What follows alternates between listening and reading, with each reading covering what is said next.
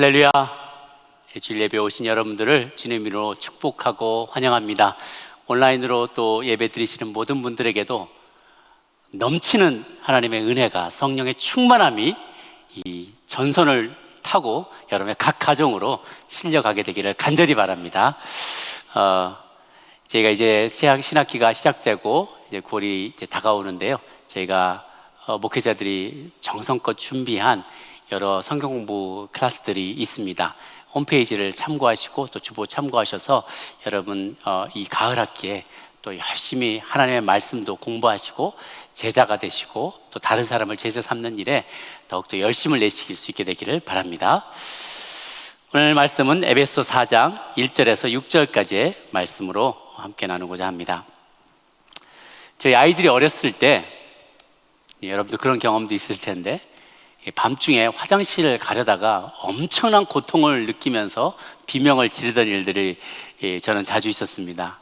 그게 뭐냐면 아이들이 낮에 내내 놀다가 아무데나 버린 자그마한 레고 블럭을 밟았기 때문이죠. 이렇게 제가 빌려서 자주 와봤습니다. 이런 조그마한 레고 블럭이 어떻게 다 쉬운 줄 알았는데 구석구석 굴러다니다가 그걸 밟아버리면 얼마나 아픈지 몰라요. 근데 제가 이 레고 블럭을 볼 때마다 프란시스 찬 목사님이 즐겨 쓰시던 비유가 생각이 났습니다. 이 작은 레고 블럭은 항상 어디 귀퉁이에서 굴러다니면서 Look at me, look at me, 날 좀 봐줘, 날 좀 봐줘라고 얘기를 한다는 거예요. 근데 이 작은 레고 블럭은 사실 이 자체로는 아무런 감흥을 주지는 못합니다. 너무나 작고 또 이게 큰 거다 하더라도, 큰 피스라도 블럭 하나만 가지고서는 아무것도 할 수가 없기 때문에 그래요. 이 블럭이 매뉴얼을 우리가 잘 참고해서 박혀야 될 곳에, 들어가야 될 곳에 제대로 이렇게 우리가 조립을 하게 되면 그게 제대로 딱 박혀 들어가고 그것이 또 다른 게 덧씌워지고 차곡차곡 쌓아나가 가면 나중에 스타워즈 그 비싼 밀레니엄 펠컨도 되고 닌자고 드래곤 전함도 되고 아이들이 좋아하는 그런 모델들이 되는 것이죠. 어떤 부품은 주인공인 한 솔로 같이 조종석에 앉아 있어서 남들 딱 보기에도 잘 보이는 폼나는 자리에 있는 부품도 있어요. 하지만 대부분의 부품들은 비행선 안쪽에 감춰진 계기판이나 기둥이나 혹은 조인트들이나 이런 데에 쓰이기 때문에 바깥에서 잘 보이지가 않습니다. 하지만 그 부품 하나하나가 모여야만이 완전한 비행선을 이루게 되죠. 만약 그 실제 비행선에서 그 부품 하나가 빠진다면 어떤 일이 벌어질까? 우리가 그런 일들을 역사 속에서 많이 봅니다. 지난 1986년에 있었던 그 챌린저호의 사건 우리가 기억하시죠? 오링이라는 고무 패킹 하나예요. 이 고무 패킹 하나가 얼어붙어서 이 탄력이 떨어진 거예요. 그래서 이 가스통에서 연료 탱크에서 나오는 걸 고무 패킹이 쫙 막아줘야 되는데 탄력이 떨어지는 바람에 가스가 새 나왔어요. 불꽃이 거기에 옮겨 붙어서 순식간에 폭발하게 되었죠. 7명의 우주인이 그 자리에서 생명을 잃게 되는 안타까운 일들이 있었습니다. 작은 피스 같지만 우리가 차지하는 역할이 정말 보잘것없어 보이지만 우리 중에 없어도 괜찮은 사람은 아무도 없다는 거예요. 제가 2020년 금년 한 해를 시작하면서 기도하고 받았던 마음이 바로 뒤에서 보시는 One Body, One Spirit, One God이었어요. 한 몸, 한 성령, 한 하나님을 우리는 섬긴다. 하나 되자는 것입니다. 에베소 오늘 말씀에 있었던 4장 6절 말씀을 연초에도 나눴었는데요. 이 비전은 특징이 뭐냐면 가만 놔두면 다 새나간대요. 어디로 새는지 모르게 다 새나간대요. 조금만 시간이 지나도요, 이 표가 처음에는 굉장히 그래 맞아 그렇게 해야지 이러다가 나중에는 멋있는 뒷배경으로만 전락하고 버려요. 그래서 비전은 계속 강조해야 된다고 합니다. 잊을만 하면 다시 강조하고 잊을만 하면 또 다시 리마인드하고 그래서 자꾸만 그 방향으로 나가야 되는 거예요. 이 표를 통해서 올해 우리가 성취하기를 원했던 단기간의 비전, 즉 가시적 비전이라는 건 볼 수 있는 걸 말하는 거죠. 볼 수 있도록 이렇게 가시적으로 우리가 세웠던 목표는 교회의 하나됨이었어요. Unity in Christ. 그걸 우리가 추구하면서 우리가 달려온 지 이제 8개월이 지났습니다. 과연 우리는 그동안 얼마나 하나가 되었는가 점검해 볼 때가 되지 않았나 싶습니다. 그래서 오늘 말씀에 나온 것들을 핵심을 꾸려서 5가지 카테고리로 보아봤습니다. 4절에 보면 몸이 하나이다. 우리는 한 몸이다라고 얘기를 합니다. 앞서 말씀드린 것처럼 우리는 큰 몸의 일부를 구성하는 작은 존재예요. 내가 전부 다가 아닙니다. 내가 세상의 중심도 아니에요. 나는 나보다 더 큰 존재와 목적을 이루기 위해 한 부분이 된 것이죠. 그렇다고 해서 어떤 없어도 괜찮고 다른 것으로 리플레이스 할 수 있는 기계적인 하나됨을 말하는 것은 아닙니다. 그러니까 내가 더 큰 존재, 조직의 일부, 큰 전체의 하나다 이렇게 얘기하면 미국에서 나고 자란 2세들은 조금 마음속에 불편한 마음이 있을 거예요. 그냥 미국은 워낙에 개인이 강조가 되다 보니까, 개인주의가 강조되다 보니까, 아니 왜 우리가, 나는 나 자체로서도 나는 중요한 존재인데 왜 다시 자꾸만 어떤 조직에다가 나를 끼워 맞추려고 하느냐, 그런 반발심이 생길 수 있습니다. 근데 여러분, 성경은 한 개인의 생명이 천하보다 귀하다고 얘기를 해요. 한 사람의 인격을 굉장히 인정하고 존중해 줍니다. 그런데 그 인격에 대한 존중과 개인이 당신이 세상의 중심이다라고 말하는 개인주의는 다르다는 거예요. 그러니까 한 생명을 천하보다 귀하게 여기지만 그 생명이 온 세상의 중심은 아니라는 거죠. 성경은 개인주의와 다릅니다. 또 이 땅에 목숨을 걸고 신앙의 자유를 찾아서 넘어왔던 청교들이 가졌던 자유에 대한 갈망과 자유주의는 또 다른 거라는 거예요. 그래서 성경이 말하는 생명에 대한 존중과 또 신앙의 자유와 반대편에 있는 것이 개인주의와 자유주의예요. 근데 우리가 알지도 못하는 사이에 미국 땅에서 살다 보니 우리 자체도 이 개인주의와 자유주의를 따라가게 돼서 이게 온 시대를 지배하는 시대 정신이 되어버리고 말았기 때문에 그렇습니다. 다시 말씀드리지만 개인주의와 자유주의는 성경적 가치관과 반대됩니다. 개인주의는 개인의 가치와 복지가 집단의 이익보다 더 중요하다는 주장이에요. 근데 사실 이 주장이 나오게 된 배경은 이해가 됩니다. 중세 봉건주의 시대, 또 중세 어떤 카톨릭이 지배하던 봉건영주가 지배하고 하던 그 시대, 혹은 좀 더 지나서 근데 국가에서도 국가의 어떤 전체주의적인 압박으로 개인을 핍박하던, 전체 의무의 이익에 복무해야 한다면서 개인의 자유를 막 억압하던 그 시대를 겪었던 많은 사람들이 더 이상 못 참겠다고 하면서 반발하면서 혁명을 일으키게 되고 시민혁명을 일으키면서 근데 어떤 국가들이 생겨나게 됐지 않습니까? 그래서 그들은 이제 내가 소중하다는 나 자신을 찾긴 했는데 점점 그것이 점점 개인이 더 중요하다라고 나가기 시작하면서 극단을 치닫게 되는 것이죠. 그리고 그 사상의 기저에는 또 자유주의가 있어요. 자유주의는 내 생각과 행동이 다른 사람의 권리를 해치지만 않으면 뭐라도 해도 괜찮다는 거예요. 그래서 다른 사람이 내가 해치지 않는데 남이, 나보다 더 큰 어떤 존재가, 조직이 내 생각과 행동에 함부로 간섭해서는 안 된다는 거예요. No thank you. 더 이상 나를 간섭하지 말라는 것이죠.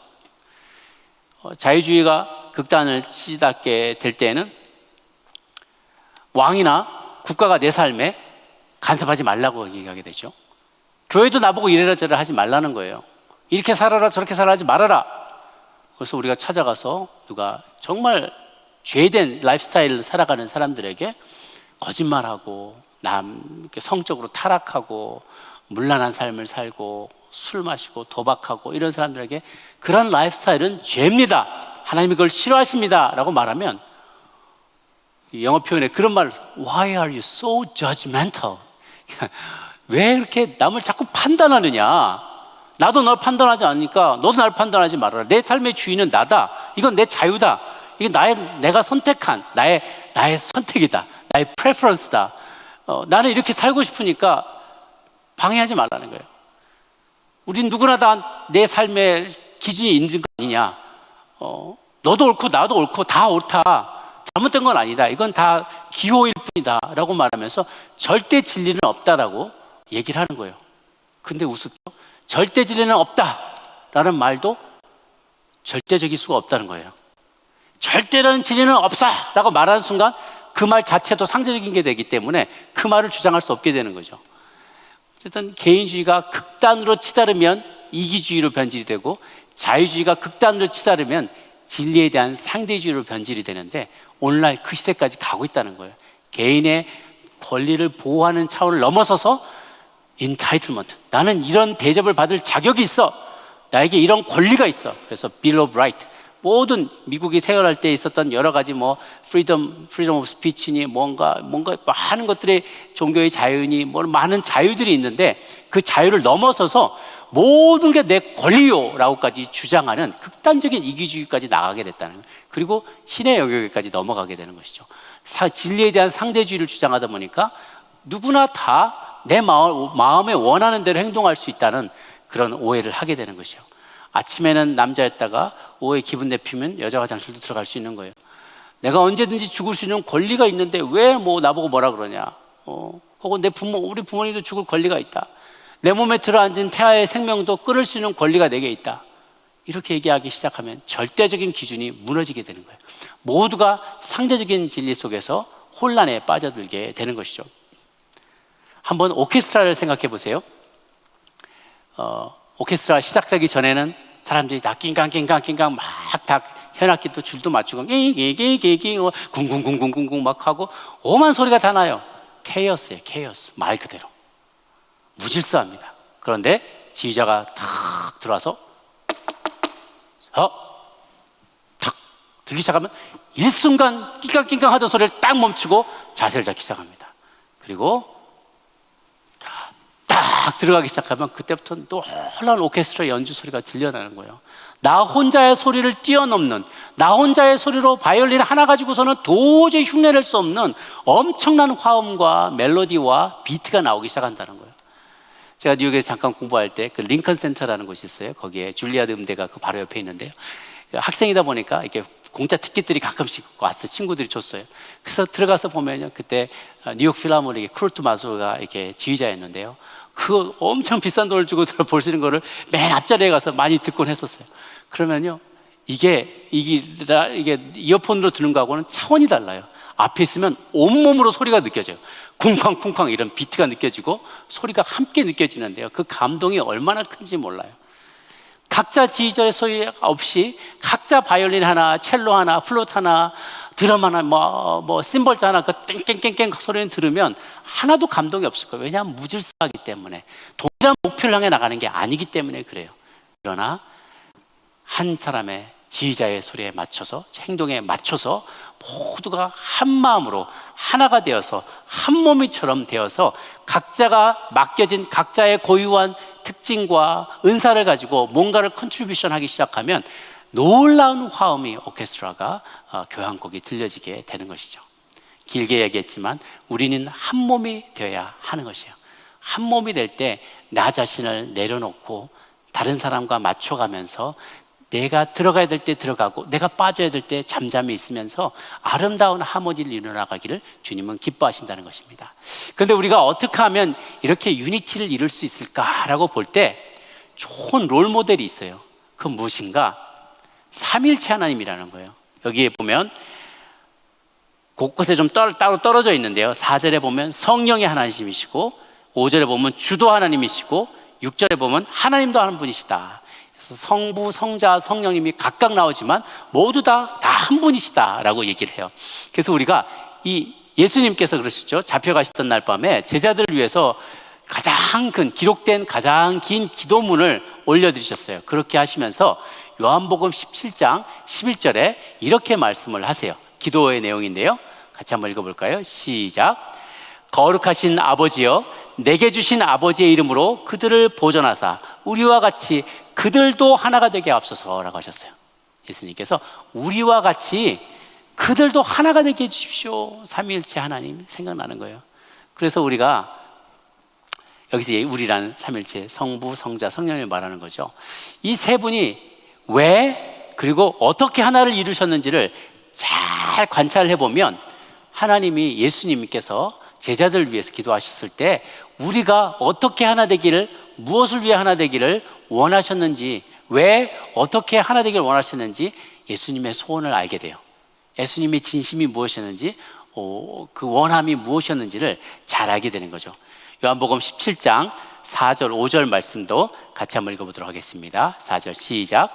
아버지께서 내게 하라고 주신 일을 내가 이루어 아버지를 이 세상에서 영화롭게 하였사오니 아버지여, 창세전에 내가 아버지와 함께 가졌던 영화로서 지금도 아버지와 함께 나를 영화롭게 하옵소서라고 주님께서 말씀하셨어요. 무슨 말씀이냐면 예수님은 자신도 삼위일체 하나님의 하나였지만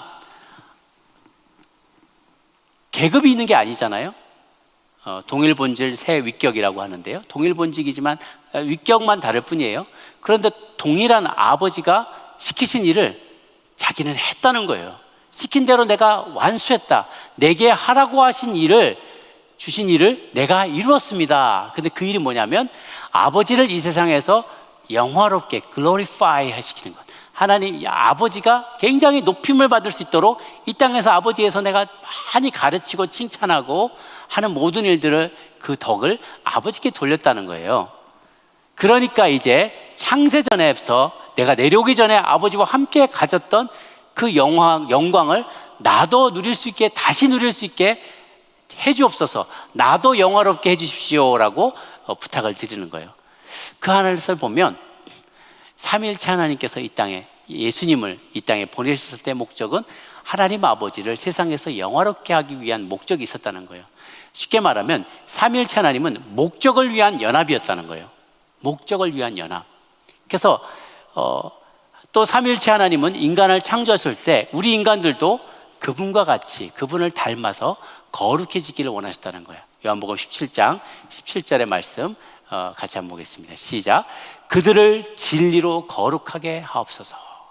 그래서 진리 안에서 그들이 거룩하게 져서 그렇게 된 결과 다시 하나님을 영화롭게 하는 일에 쓰임받기를 원하셨다는 거예요. 그것이 어떻게 보면 우리가 하나 되고 연합되기를 원하셨을 때 그 가운데 바라셨던 목적이에요. 연합의 목적이에요. 우리가 하나가 되고 연합이 되고 한 몸이 되고 삼위일체와 동일하게 우리가 하나가 됨으로 인해서 우리가 하나님을 더 많이 닮아가는 imitation of Christ, 그리스도를 닮아가고 그리고 더 거룩해지기를 주님은 원하셨다는 거예요. 하나됨에서 가장 중요한 것은 무엇을 위해 하나 되냐는 것입니다. 그냥 나눠져 있으면 무질서해 보이고 헤어져 있으면 불안하고 하나가 되면 좀 덩치도 커져서 남들도 무시할 수 없게 되니까 그러니까 하나 되라 라고 하는 것이 아니에요. 하나됨의 목적이 중요하다는 것이죠. 또 하나는 또 하나 되는 것과 같아지는 것은 다른 내용이라는 거예요. united 되는 것과 unitedness와 sameness는 다르다는 거예요. 하나가 되는 것은 각자의 고유한 그 uniqueness를, 고유한 기질을 유지하면서 쓰임받는 것이고요, 완전히 똑같아지라는 것이 아니에요. 삼위일체도 마찬가지죠. 서로가 다 다른 특징을 유지하면서 하나의 목적을 위해서 나아가시는 거예요. 남자가 여자가 될 필요가 없어요. 그리고 내가 다른 사람이 될 필요가 없어요. 하나님을 기쁘시게 하고 그 공동체의 목적을 이루기 위해서 나는 내게 주신 그 음색을 잘 발휘하면 되는 거예요. 오케스트라와 같이. 그럴 때 그 삼위일체 하나 되신 예수님, 주님, 한 분이신 성령님, 한 분이신 하나님을 우리가 추구하는 공동체가 되어야 할 것입니다. 세 번째 카테고리에서는 한 소망을 말하고 있어요. 한 소망. 이스라엘은요, 출애굽을 할 때 다 같이 이 약속의 땅 가나안에 정착해서 들어가서 하나님이 주인이 되시는 그런 신정 국가를 이루는 소망을 다 함께 갖고 있었어요. 그렇기 때문에 조금 내 소견과 다를지라도 그 욕망을 뒤로 접고 무리가 함께, 공동체가 200만 명이 함께 움직였다는 거예요. 그런데 민수기 32장에 보면 거의 그 목적지에 도달해서 또 한 번의 파열음이 나는 것을 보게 됩니다. 그 전에 가데스바네아에서 한번 그런 일들이 있어서 37년 동안 뺑뺑이 돌았죠, 광야에서. 그러다가 이제 마침내 거의 40년이 다 되어서 이제 요단강 건너기 직전에 동편에 딱 도착했는데 이 땅에 너무 그 풀도 많고 너무 가축을 키우기 좋은 거예요. 근데 그때 마침 루벤, 갓, 므낫세 반지파가 딱 보았을 때 이 지파들은 가축이 많은 지파였어요. 그러니까 여기서 가축을, 양을 키우고 염소를 키우면 진짜 좋겠는데 그런 마음이 들어서 모세에게 부탁을 하기를 그 땅을 우리한테 달라라고 하는 거예요. 그런데 약속의 땅은 요단강의 서편이잖아요.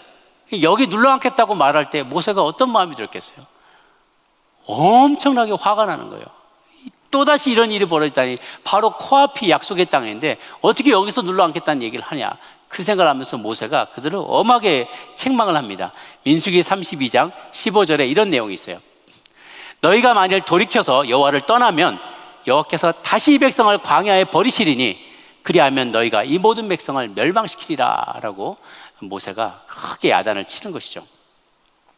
그러자 이 세 지파의 지도자들이 함께 모여서 회의를 하게 됐어요. 심각하게 회의를 한 다음에 16절부터 19절까지 민수기에서 32장에 그렇게 얘기를 합니다. 그들이 모세에게 가까이 나와 이르되 우리가 이곳에 우리 가축을 위하여 우리를 짓고 우리 어린아이들을 위하여 성읍을 건축하고 이 땅에 원주민이 있으므로 우리 어린아이들을 그 견고한 성읍에 거주하게 한 후에 우리는 무장하고 이스라엘 자손을 그곳으로 인도하기까지 그들 앞에서 갈 것이다. 그리고 이스라엘 자손이 각기 기업을 받을 때까지 우린 집으로 돌아가지 않겠다.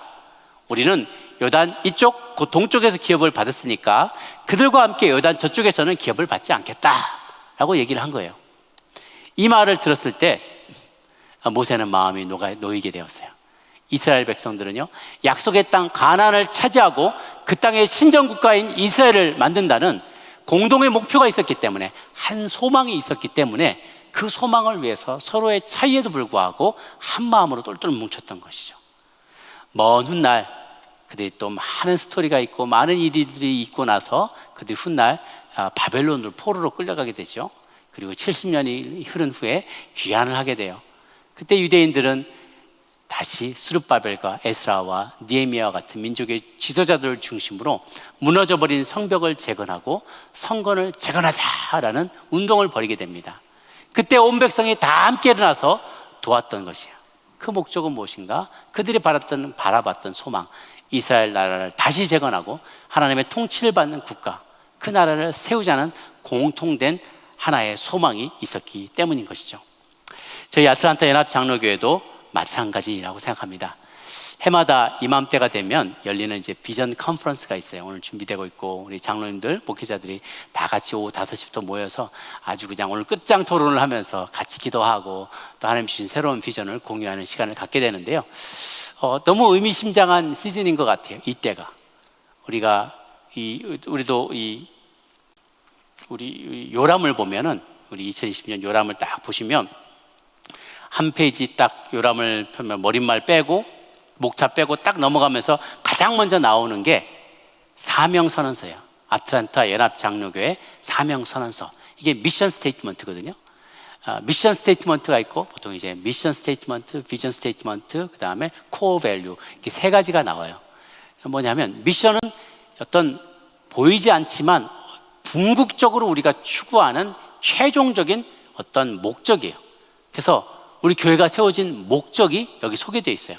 보면은 한 8줄 정도가 되어 있는데요. 아틀란타 연합장로교회는 살아있는 예배를 통해 성도의 삶을 물들인 예배 공동체를 추구하며 성경을 배우고 가르치는 제자의 삶을 세워 삼고 그 말씀 우리의 삶 속에 실천하고 나아가 연합교회는 긍휼을 베푸는 데 최선을 다해서 초대교회 아름다운 공동체를 쭉 한 8줄이 되어 있어요.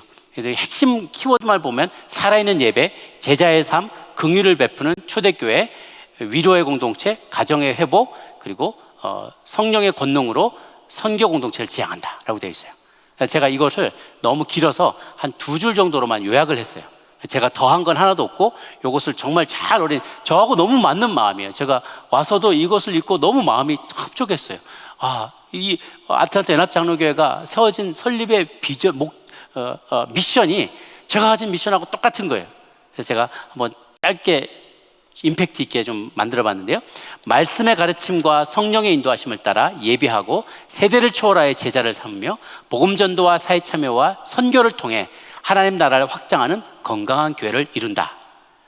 하나도 추가하지 않았어요. 그러니까 여기 있는 내용들이 다 들어갔는데 워딩만 조금 바꾸고 2줄로 만들어 봤어요. 그리고 이 미션을 이루기 위해서 단기간에 추구할 수 있는 측정 가능한 중점 목표들이 있어요. 위에 거는 목적이고 아래 거는 목표예요. 이걸 비전 스테이트먼트라고 합니다. 비전은 가시적인 거예요. 위에 거는 잘 보이잖아요. 미션은 워낙에 범주가 크기 때문에 측정할 수가 없어요. 그런데 비전은 우리가 측정할 수 있습니다. 눈으로 볼 수 있어요. 그래서 올해가 2020년인데 2023년까지 뭘 이룬다, 이런 것들을 구체적으로 미션으로 가질 수가 있는 거죠.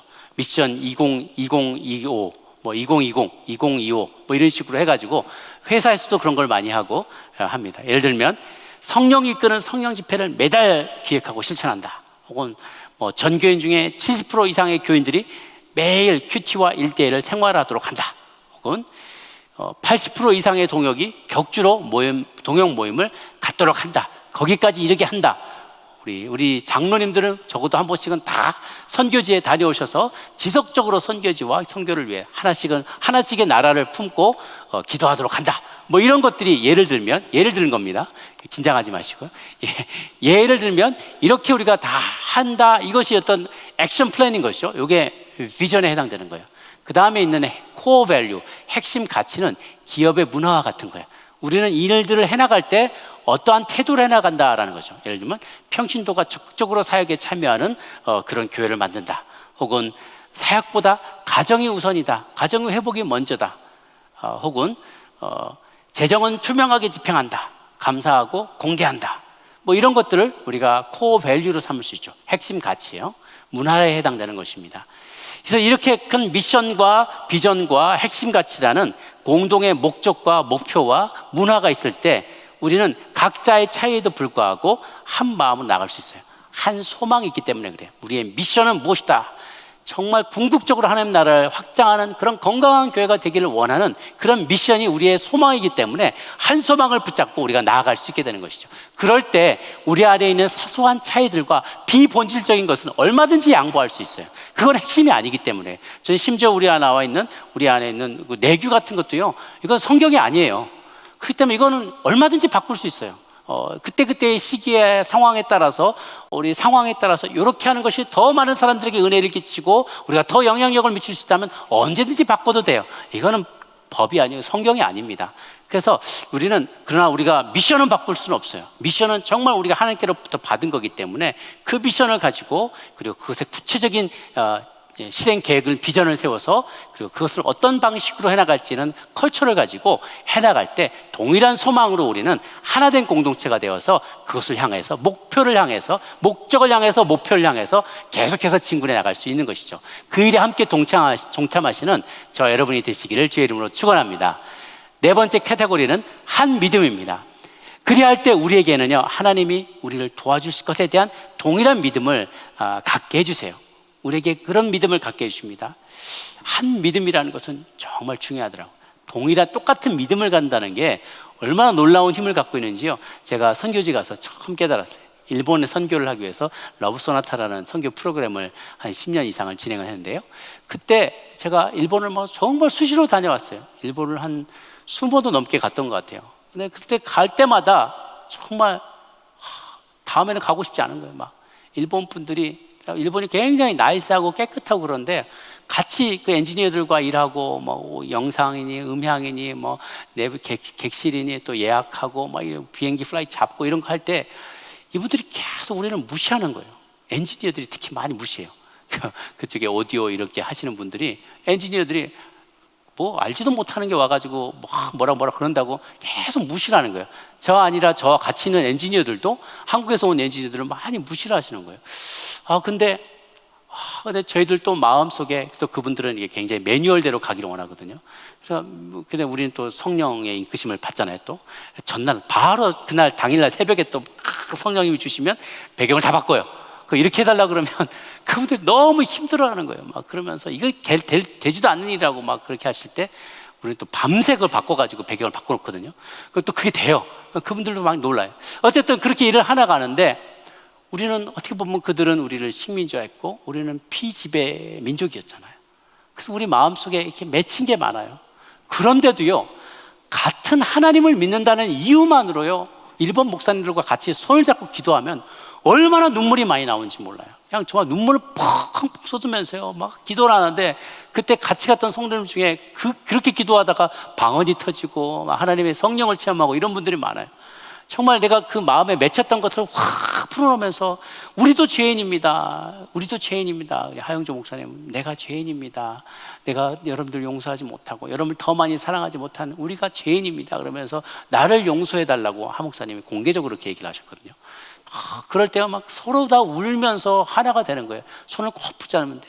붙잡고 정말 벌벌벌 떨면서 나를 용서해달라고 서로 용서해달라면서 그렇게 기도를 하는데, 그리고 이 땅에 있는 우상을 믿는 사람, 신도를 믿고 막 불상을 믿고 막 그러는 사람들, 예수님 뭐 안 믿는 일본 열도의 이 불쌍한 영혼들을 주님 구원하여 주옵소서라고 막 간절히 막 일본 목사님과 함께 기도를 하다 보면 우리가 온전히 하나 되는 걸 느껴요.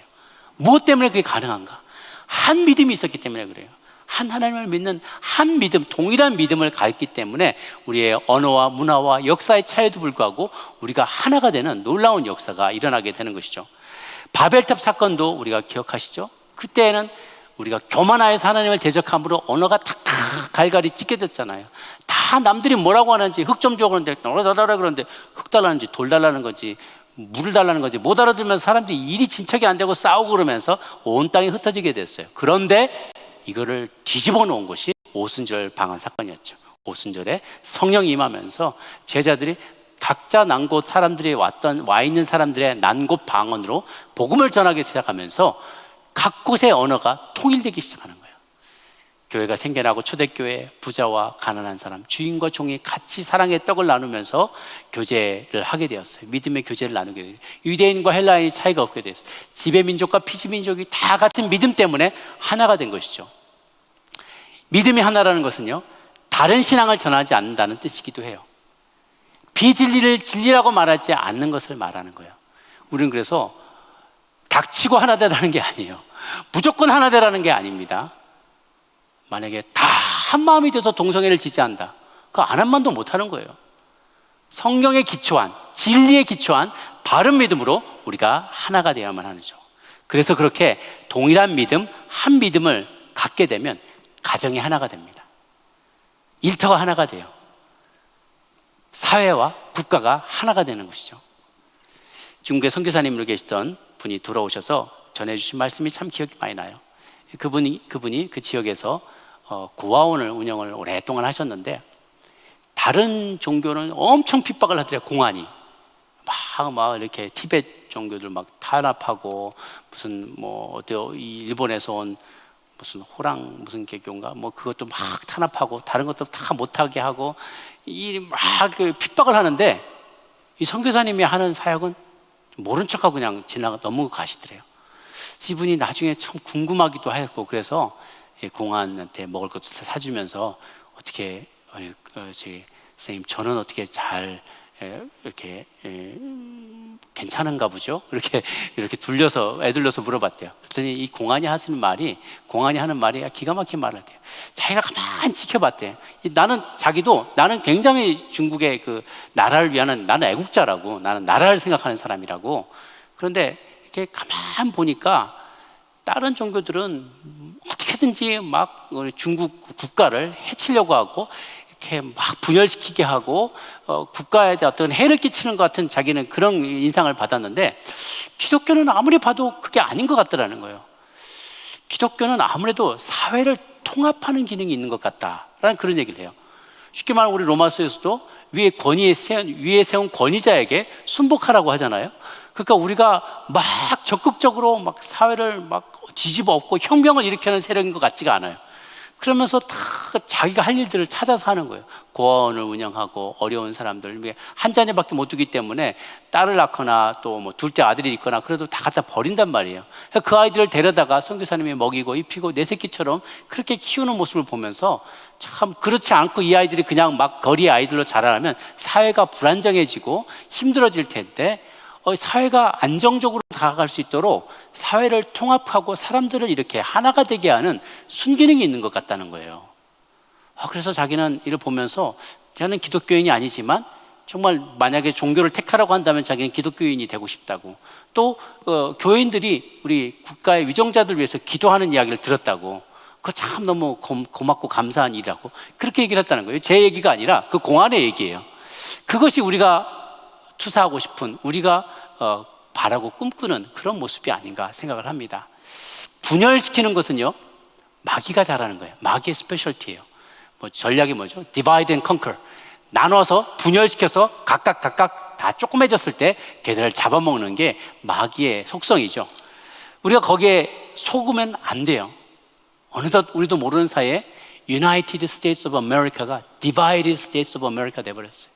흑인과 백인이, 아시안이, 경찰이, 시민이, 남성과 여성이, 가진 자와 못 가진 자가, 노인과 젊은이가, 그러다 보니까 교회에서도 장로교인, 감리교인, 침례교인, 오순절교인 다 서로 분열하고 따르게 하고 대적하고 이런 일들이 생겨나기 시작하는 것이죠. 우리가 정신을 똑바로 차려야 됩니다. 속지 말아야 합니다. 우리 교회는 교인들이 한 믿음으로 하나 되기에 더욱 힘써야만 할 것입니다. 뿐만 아니라 우리 교회 안에서만 하나 될 게 아니라 교회 울타리를 넘어서서 같은 믿음을 고백하는 다른 많은 교회들, One Holy Catholic Church라고 하죠. 우리 모든 교회들은 하나의 거룩한 캐톨릭, 보편적인 교회들이라는 거예요.